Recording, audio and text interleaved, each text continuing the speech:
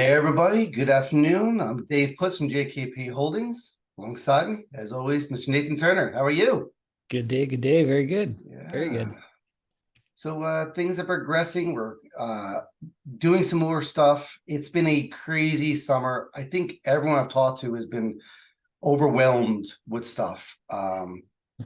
It's just been August and September has been a killer for everyone. I think just a lot of stuff. But how you been? Every year, we get into summer and then it's juggling family vacations and work and just trying to keep up on everything, uh, travel, all this, that. But no, you know what? It's all good. It's Yeah. all part of life.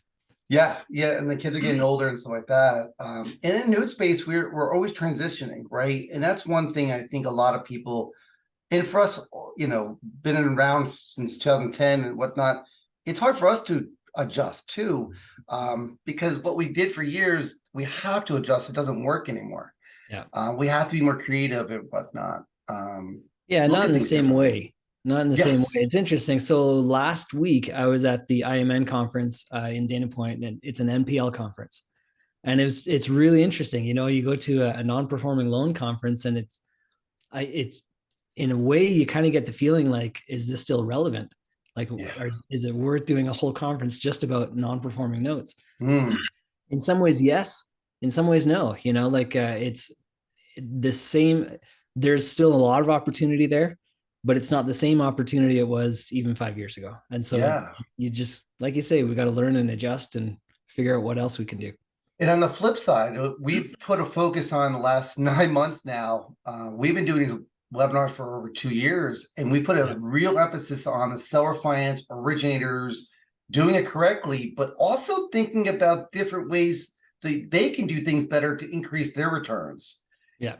Not only creating it correctly, but also doing the exit strategy options. Because I think a lot of times they don't talk about that on the other side. And the non-performing world is going to be really interesting because if we do have a bubble, most of the people who've originated notes in the last 2, 3 years haven't seen what we saw for 10 years. No, exactly.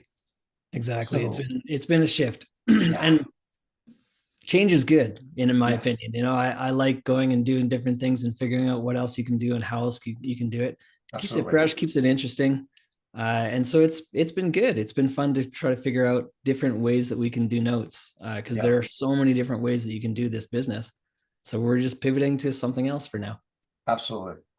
I think for most people, we get what they're trying to do, and we just want to help them, right? Yeah. If we can help them make a win-win situation, if it's through borrowing money on their notes through hypothecation, which we've done webinars, if it's also doing these ideas of doing these wrap notes and doing them correctly, so that if you don't get caught by the courts and whatnot, Yeah. learning how to do servicing, learning how to do a payment structure.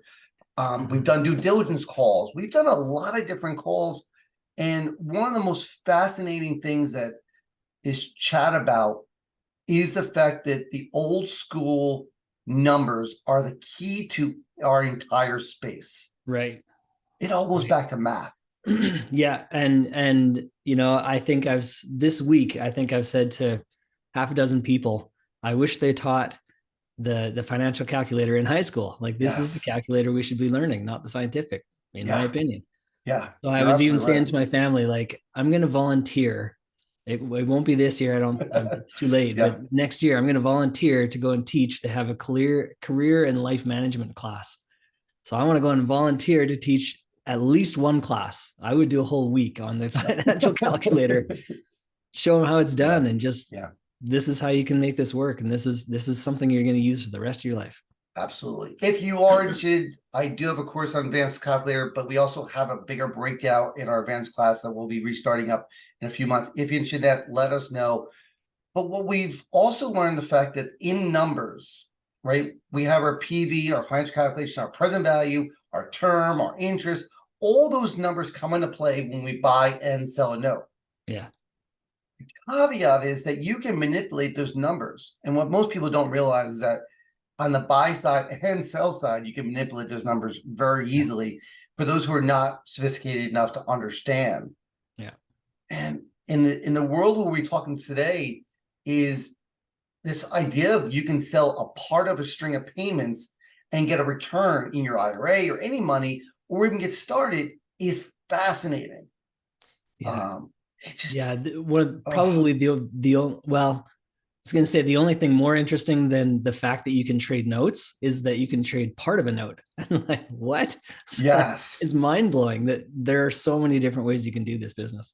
And I think people, when they realize what we mean by that, is like, listen, guys, just understand that when you're doing this stuff, you are literally able to do anything you want on a note, as long as the numbers work out for you and the buyer. Mhm. But just be really careful when you do this, because when you do this and you run the numbers, you have to understand what the numbers mean. There are some really cool tricks of trade that we've talked about in the past, that you can, unless you look at each individual number, you can manipulate numbers by excluding one, right? If Right. we do the 50-50, where you're selling half the payments for half the UPB, and people say, well, that makes sense. And you realize it equals to a 16% return on average. Whoa, and if you do quarter by quarter, you're looking at 32s and stuff like that. You have to understand it. And with note investing, there's an advanced strategy with notes, right? And partials, which is fascinating, because when the notes come out, you want to buy 12 months, 60 months, whatever, 10 months of payment, or if you want to sell it.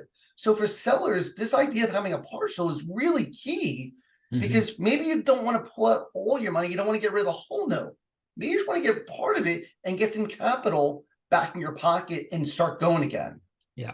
Yeah. So, and you know what, it's such a fascinating topic, and I'm glad we're getting into it today. Yeah. In fact, this week, my wife and I were going through the agenda and the sponsorships and everything for DME coming up next June.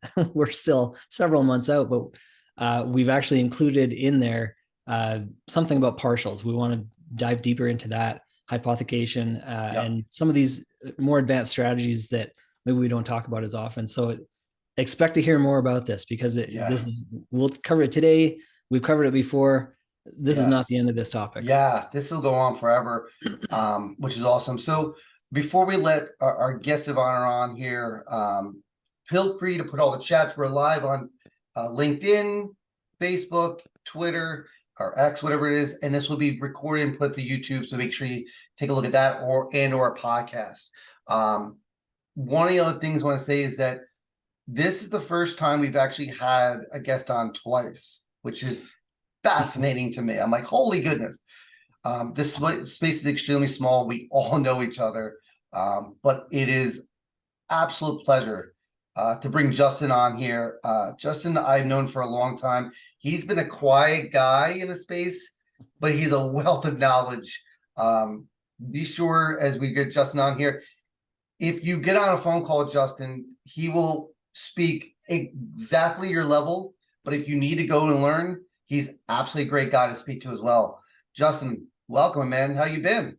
Thank you very much. I've been doing great. It's been a great summer, and I was listening to you guys talk back and forth. And yeah, summers, when you have family and you have kids, right? It's just a whole different dynamic in the summer. You don't really get any time off. Yeah. So yeah, it's just tough. Yeah. So we always start with our basic questions. So Justin, how did you get introduced to real estate, note investing, and how did it all begin? Yeah, this is the most famous question when you get asked this. Anybody you meet off the street, how in the heck, why do you do what you do, and all that stuff. So I was just like anybody else. I was fascinated with HGTV, and I really wanted to be hands-on with taking a house, fixing it up a little bit, reselling it, making some money. And I thought that could work for me. So I took some seminar classes, and I started just doing this full time. I fired my W-2 job and flipped some houses, took them down to the studs, had some rentals, did some wholesaling deals, and had some rentals because of it as well. And I fell flat on my face a couple of times, lost a bunch of money.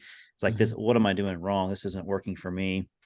And then I just kind of fell into investing in notes with my future mentor. I went through a program called Note School, and they kind of just turned the light bulb on for me really quickly, and realized, like you guys, you love spreadsheets just like I do. And I can look at a tape and I can analyze it pretty quickly and figure out what I want to make on a deal.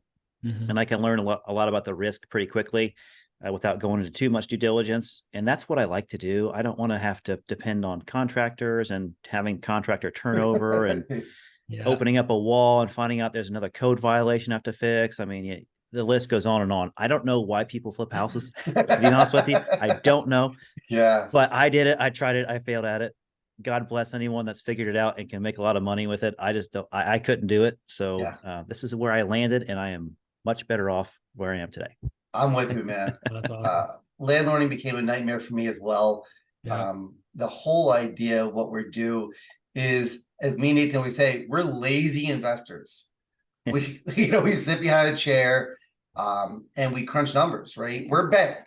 Yeah. And banks work not in properties. I was at a little REIA last night and they couldn't get the grasp that we're all about numbers. It's all we are. It's a numbers game, making decisions. Does the borrow, can they reperform? If they can't, what can we do about it? Right? It's numbers. So it's oddly enough, somewhat complicated to get started with notes because of the fact that the numbers aren't taught in school, like Nathan said earlier, right? Yeah. So tell us a little bit about your first understanding of these 5 big numbers, right? The financial calculator, and what does it mean to you now? How do you use them? Well, I loved how Nathan talked about teaching this to his local schools and stuff, because I actually thought about doing that too. But if you get to that first, I'm going to send my kids out to Canada to where you're teaching that so they can learn that stuff from you, Nathan, because that'd be great for them to sit down for a week, because I've tried to do it and they don't want to listen to dad at all. I got a 10 and 12-year-old girl, and they're too busy with other things going on in their life than to learn about making money or being financial savvy. Yeah, you're exactly right. The financial calculator is not taught. You can be involved in real estate very heavily and still not understand a financial calculator. You can get to the note business, and this is a foreign language. It's a foreign language to you until you get taught the right way how to do it, how to understand it, how to leverage it, how to manipulate it in your favor, whether you're buying or selling. Yeah. And it's a beautiful thing. But once you learn, as long as you got, the 3 variables, you can solve for the 4th.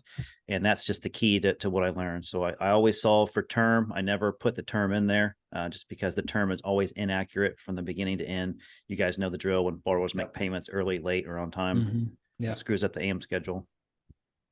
Yeah, absolutely. And it's a fascinating thing. And it really, I think I learned it, like my first lesson on it was like in a conference that I was at for an hour, maybe 2. And then after that, it's just practice. And then you get all kinds of crazy and you start making a spreadsheet like Dave, and you take it to like some kind of level of complications.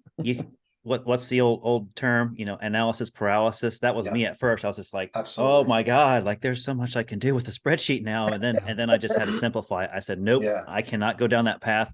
I got to just be sure about what I'm doing and understand.